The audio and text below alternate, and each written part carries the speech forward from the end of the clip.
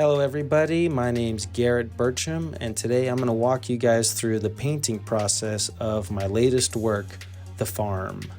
If you want to see how I made the digital painting or the design sketch, you could check out my other reel that I posted.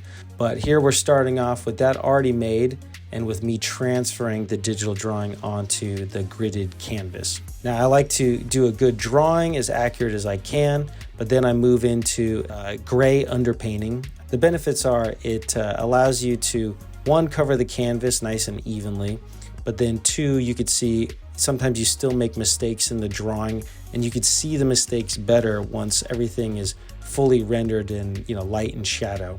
So I'm fixing some of the windows of the perspective and such.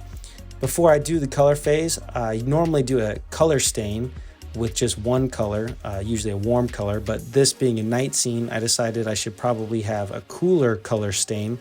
But I started with warm colors at the bottom and then moved into cooler colors as I gradually got further away from the neon lights. Notice how I used all transparent colors and a generous amount of liquid original medium, and then I wiped off most of the color because I'm not trying to cover up all the hard work I did with the underpainting. Also notice I'm still mixing the colors with care, because I don't want the saturation to be too out of whack. And I gotta say, I liked this multi-layer stain. It worked out really good. I'll probably do that in the future. Now moving into the actual color oil painting. Like most people, I like to move from the background to the foreground. I use this layered color sky technique for my personal style. So I like to make sure I get that in a good place first. And then that kind of sets the color range tones and the saturation levels for the rest of the painting.